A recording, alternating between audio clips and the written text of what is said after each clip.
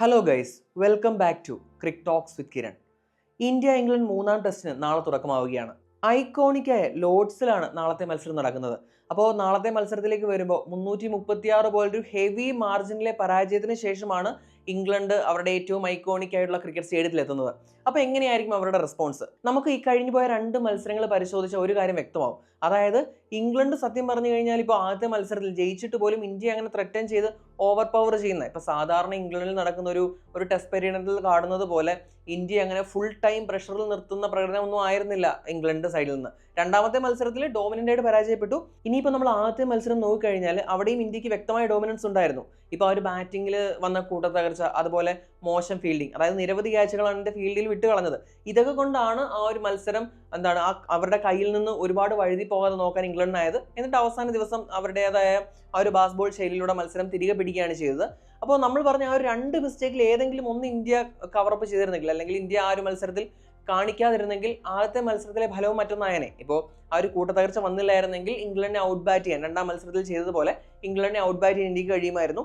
ഇനി അല്ല ഫീൽഡിംഗിൽ നന്നായിട്ട് ചെയ്തിരുന്നെങ്കിൽ മിനിമം ഒരു 150 റൺസിന്റെ ലീഡ് ഫസ്റ്റ് ഇന്നിംഗ്സിൽ ലഭിക്കുമായിരുന്നു. അപ്പോൾ ഇന്ത്യക്ക് പ്രതീക്ഷ നൽകിയ ഒരു തുടക്കം തന്നെയാണ് തോറ്റെങ്കിലും ആദ്യത്തെ മത്സരത്തിൽ നടന്നത്. എന്നാൽ രണ്ടാമത്തെ മത്സരത്തിലേക്ക് വന്നപ്പോൾ അതിൽ കൂടുതൽ പറയേണ്ട കാര്യമില്ല. ഒരു ടീം 336 റൺസിന് തോൽക്കുക എന്ന് പറഞ്ഞു കഴിഞ്ഞാൽ ഹെവി ഒരു മൊറാല് തന്നെ ഡെന്റ് ചെയ്യുന്ന ഒരു പരാജയമാണ്. പ്രത്യേകിച്ച് ഹോം ഗ്രൗണ്ടിലൂടെ ആണെന്ന് ഓർക്കണം. അതായത് ഇന്ത്യ സ്ഥിരം സ്ട്രഗിൾ ചെയ്തുകൊണ്ടിരുന്ന ഒരു ഗ്രൗണ്ടിൽ കൂടിയാണ് അവരിങ്ങനെ ഒരു പരാജയം ഏറ്റുവാങ്ങുന്നത്. ഇപ്പൊ നമ്മൾ ആ ഒരു മെന്റാലിറ്റി നോക്കിക്കഴിഞ്ഞാൽ ഇന്ത്യയുടെ രണ്ടാം ഇന്നിംഗ്സിൽ നിങ്ങൾ ശ്രദ്ധിച്ചു കഴിഞ്ഞാൽ ഒരു കാര്യം മനസ്സിലാവും. അപ്പൊ അവസാനം നമ്മുടെ ഗില്ലും ജഡേജയും കൂടെ ബാറ്റ് ചെയ്യുന്ന സമയത്ത് അവർ ബോളിംഗ് ചേഞ്ചിന് പോലും ശ്രമിക്കുന്നില്ല. അതായത് ഇംഗ്ലണ്ട് ആ ഒരു മടുത്തു. ഇനിയിപ്പോൾ ഇന്ത്യ ഡിക്ലെയർ ചെയ്യുമ്പോൾ ഡിക്ലെയർ ചെയ്യട്ടെ എന്നുള്ള രീതിയിൽ ഷോയബ് ബാഷറിനെയും ജോ റൂട്ടിനെയും വെച്ച് പിന്നെയും ബോൾ ചെയ്തുകൊണ്ടിരിക്കുകയാണ് ബെൻ സ്റ്റോക്സ് ചെയ്തത്.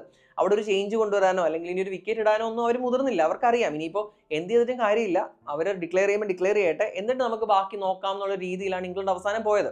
അപ്പോൾ അതിൽ തന്നെ അവരുടെ ഒരു സോൾ ക്രഷിംഗ് എന്നൊക്കെ പറയുന്ന ഒരു പരാജയത്തിന്റെ ആ ഒരു ആഴം നമുക്ക് മനസ്സിലാവും. കാരണം അത്രയും മികച്ച രീതിയിലാണ് ഇന്ത്യ രണ്ടാമത്തെ ഇന്നിംഗ്സിൽ ബാറ്റ് ചെയ്തത്. നമ്മൾ പ്രതീക്ഷിച്ചതിനേക്കാൾ കൂടുതൽ സമയം ഇന്ത്യ ബാറ്റ് ചെയ്യുകയും ചെയ്തു. അപ്പോൾ അങ്ങനെയാണ് രണ്ടാമത്തെ മത്സരത്തിലെ കാര്യം. ഇനിയിപ്പോൾ നമ്മൾ മൂന്നാമത്തെ മത്സരത്തിലേക്ക് വരുമ്പോൾ ഞാൻ ഓൾറെഡി പറഞ്ഞതുപോലെ ലോർഡ്സിലാണ് മത്സരം. ഒരു ഐക്കോണിക്കായുള്ള സ്റ്റേഡിയമാണ്.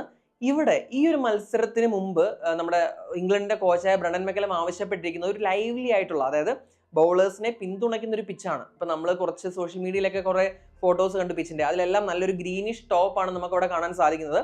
ഇപ്പോൾ സാധാരണയായിട്ട് ഈ ഒരു ബാസ് ബോൾ ശൈലി തുടങ്ങിയതിന് ശേഷം അവർ കൂടുതലും ഫ്ലാറ്റ് വിക്കറ്റ് ആണ് പ്രിഫർ ചെയ്യുന്നത്. കാരണം വന്ന ഉടനെ അടിച്ച് കളിക്കുക എന്നുള്ളൊരു ഏകദിന ശൈലിയിൽ ബാറ്റ് വീശണമെങ്കിൽ അത്യാവശ്യം നല്ല ലൈവ്ലി ആയിട്ടുള്ള പിച്ചിൽ അത് നടക്കില്ല. അതുകൊണ്ട് തന്നെയാണ് അവർ സ്ഥിരം ഒരു ഫ്ലാറ്റ് പിച്ചസ് ഓപ്റ്റ് ചെയ്തത്. ഇവിടെ ആദ്യത്തെ മത്സരത്തിൽ അവർ കഷ്ടിച്ച് രക്ഷപ്പെട്ടു. എന്നാൽ രണ്ടാമത്തെ മത്സരത്തിൽ അവർ സത്യം പറഞ്ഞാൽ പെട്ടു എന്ന് വേണം പറയാൻ. ഇപ്പോൾ ബെൻ സ്റ്റോക്സ് തന്നെ പറഞ്ഞു ഇത് കൂടുതലും ഒരു സബ് കോണ്ടിനെന്റ് പിച്ച് പോലെയാണ് ഫീൽ ചെയ്തത്. കാരണം ഈ ഒരു ഫ്ലാറ്റ് പിച്ചിൽ ഇന്ത്യൻ ബൗളേഴ്സ് നന്നായിട്ട് പന്തെറിഞ്ഞു, എന്നാൽ അവരുടെ ഇംഗ്ലണ്ടിന് അഡാപ്റ്റ് ചെയ്യാൻ പറ്റാതെ പോയി. അതുകൊണ്ട് തന്നെ തിരിച്ച് അവരുടെ ഒരു സ്ട്രോങ് സ്യൂട്ട് ആയിട്ടുള്ള ഒരു ലൈവ്ലി ആയിട്ടുള്ള പിച്ചിലേക്ക് പോകും എന്നാണ് ബ്രണ്ടൻ മെക്കലം പറഞ്ഞിരിക്കുന്നത്. ഇനി ഇവിടെ ഒരു കാര്യം എന്ന് പറഞ്ഞു കഴിഞ്ഞാൽ ഇപ്പോൾ നമ്മൾ കാണുമ്പോൾ സർഫസ് ഭയങ്കര ഗ്രീനിഷ് ഒക്കെ ആണെങ്കിലും ഇപ്പോൾ ലോർഡ്സിലെ ഒരു റീസെന്റ് ഹിസ്റ്ററി വെച്ച് നോക്കിയാൽ കുറച്ച് സ്ലോ ആണ്. അതായത് ആ ഒരു ടൈപ്പ് ഫിയർ സ്വിംഗ് ഒന്നും അങ്ങനെ സ്ഥിരം കിട്ടാറില്ല. ഇപ്പോൾ പതുക്കെ തുടങ്ങിയിട്ട് അത്യാവശ്യം ബോളിംഗ് ഫ്രണ്ട്ലി ആയിട്ട് തുടങ്ങിയിട്ട് പിന്നെ ബാറ്റിങ്ങിന് അനുകൂലമായിട്ടാണ് മാറുന്നതാണ് നമ്മൾ കാണുന്നത്. ഇപ്പോൾ ഈ റീസെന്റ് നടന്ന മത്സരത്തിൽ ഇപ്പോൾ ഏറ്റവും റീസെന്റ് ഇതെടുത്ത് നോക്കിക്കഴിഞ്ഞാൽ അത്യാവശ്യം ഇപ്പോൾ കഗിസോ റബാഡെ ആയാലും അതുപോലെ തന്നെ പാറ്റ് കമ്മിൻസിനായാലും അത്യാവശ്യം നല്ല സ്വിങ്ങും അതുപോലെ നല്ല ഇതൊക്കെ കിട്ടിയിരുന്നു, നല്ല ഹെൽപ്പ് കിട്ടിയിരുന്നു. എന്നാൽ മൊത്തത്തിൽ നോക്കുകയാണെങ്കിൽ കുറച്ചുകൂടി മത്സരം പ്രോഗ്രസ് ചെയ്യുന്തോറും ബാറ്റിങ്ങിനെ അനുകൂലിക്കാൻ, അത് കുറച്ച് സ്ലോയിഷ് ഡെക്ക് ആവാനാണ് ചാൻസ്. പക്ഷെ ഇവരിങ്ങനെ പ്രത്യേകം ഒരു ലൈവ്ലി പിച്ച് ആവശ്യപ്പെട്ട സ്ഥിതിക്ക് ഇനി എങ്ങനെ വരും? അതായത് ആ ഒരു ഗ്രീൻ ടോപ്പ് അതുപോലെ തന്നെ സർഫസ് നിലനിർത്തിയിട്ട് ഫുള്ളി ഒരു സ്വിംഗ് ബോളിങ്ങിനെ തുണയ്ക്കുന്ന രീതിയിലായിരിക്കുമോ പിച്ച് എന്നുള്ള കാര്യം നമുക്ക് എന്തായാലും നാളെ അറിയാം. അപ്പോൾ അതാണ് അവരുടെ ഇംഗ്ലണ്ടിന്റെ സൈഡിൽ നിന്നുള്ളൊരു പിച്ചിന്റെ കാര്യത്തിലുള്ള ഒരു അപ്ഡേറ്റ് എന്ന് പറയുന്നത്. ഇനി അവർ ഓൾറെഡി പ്ലേയിങ് 11 പ്രഖ്യാപിച്ചു കഴിഞ്ഞു. ഈ 2 മത്സരങ്ങളും ചെയ്തതുപോലെ ഈ മത്സരത്തിലെയും പ്ലേയിങ് 11 പ്രഖ്യാപിച്ചു കഴിഞ്ഞു. ജോഫ്ര ആർച്ചർ ജോഷ് ടങ്ങിന് പകരം തിരികെ എത്തുന്നു. ഇപ്പൊ രണ്ടാമത്തെ മത്സരത്തിൽ എഡ്ജ്ബാസിൽ നടന്ന മത്സരത്തിൽ ഇടവേളകളിലൊക്കെ ടീമിനൊപ്പം നമ്മുടെ ആർച്ചർ പ്രാക്ടീസ് ചെയ്തിരുന്നു. അപ്പോൾ നമുക്കറിയാം മൂന്നാമത്തെ മത്സരത്തിൽ ആർച്ചർ തിരികെ വരും എന്ന് നമുക്കറിയാമായിരുന്നു. ഗുസ് അറ്റ്കിൻസനെ ഇവർ സ്ക്വാഡിൽ ഉൾപ്പെടുത്തിയെങ്കിലും ഈ മത്സരത്തിൽ ഉള്ള പ്ലേയിങ് 11 ഉൾപ്പെടുത്തിയിട്ടില്ല. അപ്പോൾ അറ്റ്കിൻസനെ ഇവർ വീണ്ടും റിലീസ് ചെയ്തിട്ട് അറ്റ്കിൻസൺ അവരുടെ ഡൊമസ്റ്റിക് ഒരു കൗണ്ടി ക്രിക്കറ്റ് കളിച്ചതിന് ശേഷം ആയിരിക്കും 4ാമത്തെ ടെസ്റ്റിലേക്ക് മിക്കവാറും മടങ്ങിയെത്തുക. ഇനി ഇന്ത്യൻ സൈഡിലെ ഏറ്റവും വലിയ ബൂസ്റ്റ് എന്ന് പറയുന്നത് ജസ്പ്രീത് ബുംറയുടെ മടങ്ങിവരവാണ്. ഇപ്പോൾ ബുംറ മണിക്കൂറോളം, ഇപ്പോൾ കഴിഞ്ഞ ദിവസമൊക്കെ 1 മണിക്കൂറോളം തുടർച്ചയായിട്ട് പന്തെറിഞ്ഞു. ബുംറ ഫിറ്റ് ആണ്, തീർച്ചയായിട്ടും നാളത്തെ മത്സരത്തിൽ കളിക്കും. ഇനി ആരെയായിരിക്കും റീപ്ലേസ് ചെയ്യാമെന്ന് ചോദിച്ചു കഴിഞ്ഞാൽ ആകാശ് ദീപും സിറാജും അൺടച്ചബിൾ ആണ്. അപ്പോൾ അതുകൊണ്ട് തന്നെ പ്രസീദ് കൃഷ്ണയ്ക്ക് പകരമായിരിക്കും നമ്മുടെ ബുംറ തിരികെ എത്തുക. ഇനി എൻ്റെ അഭിപ്രായത്തിൽ ഇപ്പോൾ ലോർഡ്സിൽ അങ്ങനെ ഭയങ്കര ലൈവ്ലി ആയിട്ടുള്ളൊരു പിച്ചാണെങ്കിൽ എനിക്ക് അർഷദീപിനെ കണ്ടാൽ കൊള്ളാമെന്നുണ്ട്. കാരണം ഇപ്പോൾ ഒരു ഭയങ്കര ലൈവ്ലി ആയിട്ടുള്ള സ്വിങ്ങിനെ പിന്തുണയ്ക്കുന്ന പിച്ചാണെങ്കിൽ തീർച്ചയായിട്ടും ആ ഒരു ലെഫ്റ്റ് ഹാം ആംഗിളിൽ രണ്ട് സൈഡിലേക്കും സ്വിങ് ചെയ്യിക്കാൻ കഴിയുന്ന ഒരു ബോളർ ഉണ്ടെങ്കിൽ ഇന്ത്യക്ക് ഒരു മുതൽക്കൂട്ടാവും. അങ്ങനെ വരുമ്പോൾ വേണമെങ്കിൽ വാഷിംഗ്ടൺ സുന്ദറിന് പകരമോ ഇനി അല്ലെങ്കിൽ നിതീഷ് കുമാർ റെഡ്ഡിക്ക് പകരമോ ട്രൈ ചെയ്ത് നോക്കാം. അപ്പോൾ കഴിഞ്ഞ മത്സരത്തിൽ നിതീഷ് ഫെയിൽ ആയെങ്കിലും അത് വന്ന ഉടനെ അറ്റാക്ക് ചെയ്യാൻ ശ്രമിച്ച് ഔട്ട് ആവുകയാണ് ചെയ്തത്. അപ്പോൾ അതിൽ കൂടുതൽ റീഡ് ചെയ്യണമെന്ന് എനിക്ക് താല്പര്യമില്ല. പക്ഷെ എന്നാലും ഈ രണ്ടുപേർക്ക് പകരം അർഷദീപ് വന്നു കഴിഞ്ഞാൽ കൊള്ളാമെന്ന് എനിക്ക് ഒരു തോന്നലുണ്ട്. പക്ഷെ മിക്കവാറും ജസ്പ്രീത് ബുംറ മാത്രമായിരിക്കും, ഒരു ചേഞ്ച് മാത്രമായിരിക്കും അവരുടെ നിരയിലുണ്ടാവുക. ബാക്കി അവിടെ വലിയ ചേഞ്ചിനൊന്നും പ്രസക്തി കാണുന്നില്ല. ഇപ്പോൾ കരുൺ നായർ ശരിയാണ്, കിട്ടുന്ന സ്റ്റാറ്റ്സ് കൺവേർട്ട് ചെയ്യുന്നില്ലെങ്കിലും ചിലപ്പോൾ ഒരു ലോങ് റോപ്പ് കൊടുക്കാനായിട്ടുള്ള സാധ്യത കാണുന്നുണ്ട്. അപ്പോൾ അതാണ് എനിക്ക് ടീമിൻ്റെ കോമ്പിനേഷനെ കുറിച്ച് പറയാനുള്ളത്.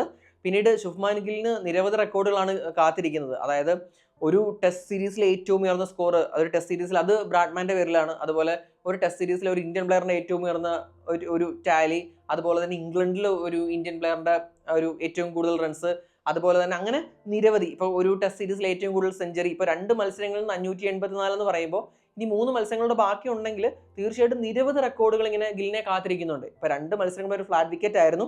ഇനി നാളത്തെ ഒരു ബോളിങ്ങിനെ പിന്തുണയ്ക്കുന്ന ഒരു പിച്ചാണെങ്കിൽ ആ ഒരു മികവ് ആവർത്തിക്കാൻ ഗില്ലിന് കഴിയുമോ, ഈ പറയുന്ന റെക്കോർഡുകളൊക്കെ ഒരു ചീട്ട് കൊട്ടാരം പോലെ തകർന്ന് വീഴുമോ എന്നൊക്കെ നമുക്ക് കണ്ടു തന്നെ അറിയണം. എന്തായാലും നാളത്തെ മത്സരത്തെക്കുറിച്ചുള്ള നിങ്ങളുടെ എക്സ്പെക്ടേഷൻസ് ഒക്കെ കമൻറ്റ് ചെയ്യുക. അടുത്തൊരു വീഡിയോയുമായിട്ട് നമുക്ക് ഉടൻ തന്നെ കാണാം. Thanks for watching Crick Talks with Kiran.